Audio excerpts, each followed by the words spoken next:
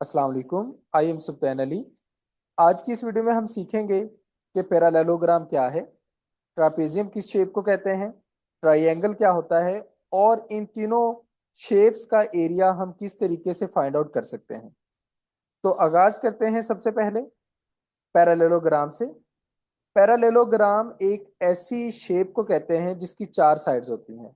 It is a quadrilateral shape और फिर उसमें तीन बहुत खास प्रॉपर्टीज हैं कि ओपोजिट साइड्स पैरेलल होंगी, यानी कि दो साइड्स आपस में पैरेलल होंगी, बाकी दोनों साइड्स आपस में पैरेलल होंगी और ओपोजिट एंगल्स भी बराबर होंगे, यानी कि 90 डिग्री के एंगल के सामने 90 डिग्री का एंगल होगा, 60 डिग्री के एंगल के सामने 60 डिग्री का एंगल होगा। फिर तीसरी शर्त यह है कि कंजेक्टिव एंगल्स, ऐसे एंगल जो बिल्कुल साथ साथ हैं, वो सप्लीमेंट्री एंगल्स जो होंगे वो 180 डिग्री का टोटल बनाएंगे। अब हमारे पास पैरेललोग्राम है, मशहूर तीन एग्जांपल्स हैं। रेक्टेंगल, रेक्टेंगल एक ऐसी शेप होती है जिसकी दो साइड्स एक जैसी और बाकी की दो साइड्स भी एक जैसी और सारी साइड्स एक दूसरे के साथ अब आमने सामने पैरेलल होती हैं। इसी तरह जो स्क्वायर है उसकी दो साइड्स आपस में पैरेलल, दो आपस में पैरेलल और चारों की लेंथ भी बराबर। इसी तरह एक शेप होती है जिसे हम रोम्बस कहते हैं, इसे डायमंड शेप भी कहते हैं। इसमें भी जो ओपोजिट साइड्स होती हैं वो पैरेलल होती हैं और ओपोजिट एंगल्स जो होते हैं वो इक्वल होते हैं। अब हमने देखना है कि इस शेप का हम एरिया किस तरीके से, किस फार्मूले से मालूम कर सकते हैं। तो पैरेललोग्राम का एरिया मालूम करने का तरीका यह है कि its area is equal to base multiply height, यानी कि जिस तरह आपने रेक्टेंगल का फाइंड आउट किया था ना, उसी तरह ही, या जिस तरह आपने स्क्वायर का किया था। स्क्वायर में आपको इस तरह एक बेनिफिट मिल जाता था कि जो दोनों साइडें वो बराबर ही हैं, जबकि यहाँ पर क्या है, रेक्टेंगल में लेंथ और है, विड्थ और है, तो हम अपनी आसानी के लिए पैरेललोग्राम में एक जनरल फार्मूला यूज करते हैं, वो है बेस मल्टीप्लाई हाइट। तो अगर आपके पास एक पैरेललोग्राम में बेस 5 सेंटीमीटर है, हाइट 4 सेंटीमीटर है, तो एरिया 20 सेंटीमीटर स्क्वायर आएगा। दूसरी एग्जांपल में एक साइड 8 मीटर की है, दूसरी 6 मीटर की है, तो उनका एरिया 48 स्क्वायर मीटर आएगा। तो इस तरीके से हम पैरेललोग्राम का एरिया मालूम कर सकते हैं। नेक्स्ट है ट्रापेजियम। ट्रापेजियम भी एक फोर साइडेड शेप है, चार साइड्स वाली। इसे ट्रेपिजॉइड भी कहते हैं, इसे क्वाड्रिलेटरल शेप भी कहते हैं। इसकी प्रॉपर्टीज पैरेललोग्राम से थोड़ी सी डिफरेंट है। इसमें क्या है कि चार साइड्स में से दो साइड्स पैरेलल हैं और दो साइड्स पैरेलल नहीं है। फॉर एग्जांपल ये एक डायग्राम बनी है, इसमें ये वाली शेप और ये वाली साइड ये पैरेलल है, एक दूसरे के साथ साथ चल रही हैं, इनकी डायरेक्शन एक जैसी है। इसके मुकाबले में एडी और बीसी ये शेप्स आपस में पैरेलल नहीं है। पैरेलल तब होना था कि जिस तरह ये बीसी शेप है इसी तरह एडी शेप भी इस तरह होती, लेकिन ये ऐसे नहीं है। एडी शेप इस तरफ है, बीसी शेप इस तरफ है, तो दो साइडें पैरेलल हैं, ए बी और सी डी, जबकि दो साइड्स पैरेलल नहीं है, यानी कि ए डी और बी सी।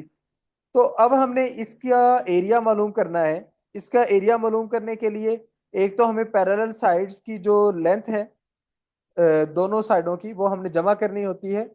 फिर हमारे पास एक हाइट होती है, दो पैरेलल साइड्स का आपसी डिस्टेंस, हमने वो मालूम करना होता है। तो जब हम इस फार्मूले के अकॉर्डिंग चलेंगे तो हमारे पास ट्रापेजियम का एरिया मालूम करने का फार्मूला है 1/2, यानी कि 0.5। 1 डिवाइडेड बाय 2 आप करेंगे 0.5 आएगा। उसको मल्टीप्लाई आपने करना है दोनों पैरेलल साइड्स की लेंथ को जमा करके और मल्टीप्लाई कर देना हाइट से। फॉर एग्जाम्पल आपके पास एक ट्रापेजियम है जिसकी एक साइड 6 सेंटीमीटर है, दूसरी 8 सेंटीमीटर है और हाइट 5 सेंटीमीटर है। तो एरिया किस तरीके से मालूम होगा कि आपने हाफ को मल्टीप्लाई कर देना है 6 + 8 से। अब जो आपको बोर्ड मैथ्स रूल है वो पता होगा कि पहले आपने ब्रैकेट को सॉल्व करना है। तो आपने ऐसे नहीं करना कि हाफ को 6 से मल्टीप्लाई कर दें, आपने पहले 6 और 8 को जमा करना है, ब्रैकेट के अंदर वाली जो फिगर्स हैं उनको आपने जमा करना है, वैल्यूज को, और फिर आपने बाहर मल्टीप्लाई करना है। तो 6 + 8 14 है, 14 को हाफ से मल्टीप्लाई करेंगे तो 7 आएगा और फिर 5 से मल्टीप्लाई करेंगे तो 35 स्क्वायर सेंटीमीटर आपका आंसर होगा। इसी तरह अगर दो साइड्स हैं 10 और 12 और हाइट 7 मीटर है, तो अब यही फार्मूला लगाकर ये एरिया मालूम कर सकते हैं। नीचे एक बहुत इंपॉर्टेंट नोट दिया गया है कि जो ट्रापेजियम की पैरेलल साइड्स हैं हम उसका और क्या नाम रखते हैं, तो उन्हें हम बेसिस कहते हैं। ये भी एमसीक्यू में क्वेश्चन आ सकता है। नेक्स्ट है एरिया ऑफ ट्राइंगल। किसी ट्राइंगल का एरिया मालूम करने का फार्मूला है base multiply height divided by 2। अब बेस एक साइड की लेंथ है और जो हाइट है वो हमारे पास डिस्टेंस है बेस से लेकर ओपोजिट वर्टेक्स तक का, यानी कि ओपोजिट जो हमारे पास कॉर्नर बन रहा है वहां तक का। तो ये हमारे पास हाइट है। Height is also known as altitude of the triangle. इसे हम ट्राइंगल का अल्टीट्यूड भी कहते हैं या बुलंदी भी कहते हैं। तो ट्राइंगल का एरिया मालूम करने का फार्मूला है area is equal to base multiply height divided by 2। तो अब इस तरीके से किसी ट्राइंगल का एरिया भी मालूम कर सकते हैं। जिस तरह के हमारे पास ये एक एग्जांपल है कि एक ट्राइंगल की बेस है 5 सेंटीमीटर और हाइट है 6 सेंटीमीटर, तो एरिया क्या होगा? तो हमने 5 × 6 करना है और डिवाइड बाय 2 कर देना है, यानी कि हमने उसकी बेस और हाइट को मल्टीप्लाई किया है और डिवाइडेड बाय 2 कर दिया है। तो ये आपके पास एग्जाम्पल 1 होगी। एग्जाम्पल नंबर 2 में एक साइड 8 मीटर है दूसरी 9 मीटर है, आप दोनों को मल्टीप्लाई करके 2 से डिवाइड करेंगे तो आंसर आ जाएगा 36 स्क्वायर मीटर। तो यहां तक हमने तीन चीजों का एरिया मालूम करना सीखा है। एरिया ऑफ पैरेललोग्राम, यानी कि एक ऐसी शेप जिसकी दो साइड्स आपस में पैरेलल हैं और दो साइड्स आपस में पैरेलल हैं और दो जो ऑपोजिट एंगल्स हैं वो आपस में बराबर हैं। इसके मुकाबले में फिर हमने ट्रापेजियम का एरिया मालूम करना सीखा जिसमें दो साइड्स पैरेलल हैं लेकिन दो साइड्स पैरेलल नहीं है। और एट द एंड हमने एरिया मालूम करना है सीखा है ट्राई एंगल का। तो आप इन फार्मूलाज को अच्छे से याद कर लें। ये वाले क्वेश्चन रिपीट होते रहते हैं मुख्तलिफ तरह के टेस्ट में, और वहां पर अगर आपको ये फार्मूलाज आएंगे तो फिर आप इनको आसानी से सॉल्व कर सकेंगे। तो यहाँ पर हमारी वीडियो मुकम्मल होती है।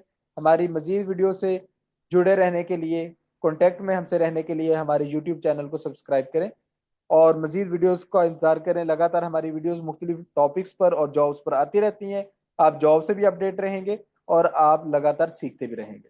Thank you. अल्लाह हाफिज़।